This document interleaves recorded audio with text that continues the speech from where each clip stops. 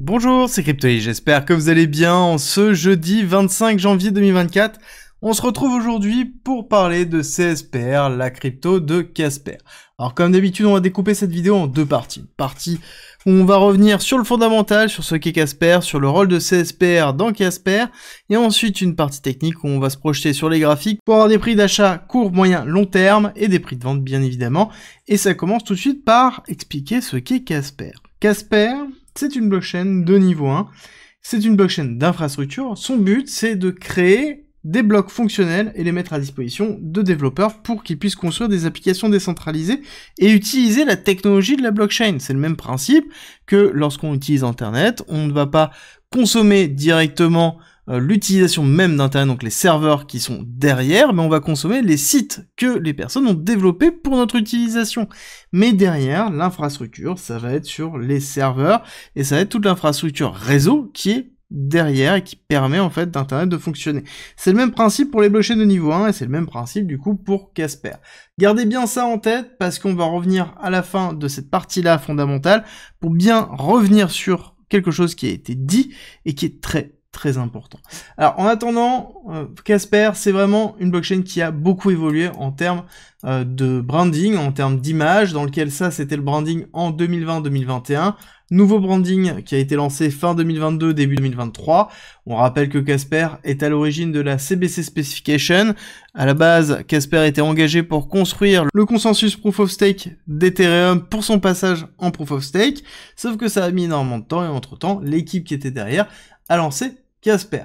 Au niveau du token en lui-même, on se retrouve sur une market cap diluée d'un peu moins de 500 millions de dollars, avec quasiment 100% des tokens qui sont sortis, ce qui est plutôt positif pour Casper, à savoir qu'il y avait une très grosse pression baissière en 2021-2022 et surtout fin 2022. Donc forcément, là, c'est plutôt positif. Clairement, au niveau du fondamental, on se retrouve sur une blockchain qui est plutôt classique, qui est simple et qui se base sur le WebAssembly pour la construction de ces smart contracts. Smart contracts d'ailleurs qui sont évolutifs, que l'on peut faire évoluer, ce qui est plutôt positif, qui est une différenciation par rapport à ses concurrents, mais à côté, on a quand même quelque chose qui est vraiment classique. Ils essaient de se spécialiser dans la tokenisation et la gestion des droits d'auteur et de tout ce qui est autour des NFT, avec principalement certains patterns qui sont pu signer, donc une grosse émission de NFT qui ont été données, mais ça reste quand même relativement faible quand on regarde ce qui se passe sur Solana ou encore Ethereum, et notamment les protocoles de compression de Solana sont juste extraordinaires dans la gestion et la sortie des NFT. Mais Casper veut être vraiment non pas sur le grand public, mais plutôt sur les entreprises et pouvoir proposer des solutions aux entreprises à travers l'utilisation de la blockchain et donc l'utilisation de leur blockchain Casper. À savoir comment ça a fonctionné et est-ce que ça fonctionne, c'est vraiment la grosse complexité. Si vous retenez bien ce qu'on a dit au début, le but d'une blockchain, c'est d'avoir des développeurs et d'avoir des applications décentralisées qui tournent dessus pour utiliser l'infrastructure. Et le souci, c'est qu'on n'a pas trop d'informations sur ce qui se passe autour de Casper, que ce soit dans la partie business pure, ou que ce soit dans la partie corporate entreprise. Est-ce que oui ou non, il signe des nombreux deals? Est-ce qu'il y a une utilisation forte? Est-ce que c'est juste des deals entre guillemets paper deal? Ou est-ce qu'il y a vraiment du volume? Ça, on est incapable de pouvoir le statuer vraiment. Et à côté, c'est quelque chose qui est même dit par le CEO de Casper lorsqu'ils ont lancé le hub à Davos. Alors, ils n'étaient pas à Davos, mais en l'occurrence, ils avaient un side event à Davos dans lequel ils ont fait intervenir un certain nombre de spécialistes. Et il a bien dit que, notamment, Casper possédait des cryptos, donc sous-entendu Casper Lab, et que ça dépendait, dans tous les cas, de l'utilisation de la technologie pour déterminer est-ce que oui ou non on allait avoir une valorisation du CSPR, et c'est comme tout. Si on n'a pas d'utilisation de la blockchain Casper, on n'aura pas de valorisation de CSPR. Et c'est toujours la grosse problématique du projet en lui-même. Est-ce qu'ils sont suffisamment sexy pour pouvoir attirer les développeurs et les entreprises? Est-ce qu'ils ont suffisamment de valeur ajoutée pour attirer les utilisateurs? C'est toujours ça la problématique. Et malheureusement, on manque d'informations par rapport à Casper. Néanmoins, on reste sur une technologie qui est intéressante, mais encore une fois, on manque peut-être de visibilité sur l'utilisation. Et si on n'a pas d'utilisation, on n'aura pas de valorisation du CSPR, ce qui est plutôt normal. Sur la partie technique, on est sur quelque chose qui est plutôt classique aussi. On va pas parler de l'immense mèche que l'on a eu au lancement, mais plutôt du retracement avec la pression baissière que l'on a eu durant toute la dilution et la libération des tokens qui a eu lieu sur le CSPR, qui s'est arrêté d'ailleurs pile poil au moment où ça s'est arrêté aussi fin 2022. D'accord, le cours s'est stabilisé à partir du moment où on a eu le 20 juin 2022, donc qui était la crise de Celsius, la fin de Terra Luna et Celsius, et on voit que depuis on n'a pas fait de plus bas. Et c'est un des rares tokens, une des rares cryptos à avoir ce type de pattern. Et ce qui me rend plutôt techniquement bullish sur Casper, c'est la partie vraiment graphique et analyse technique.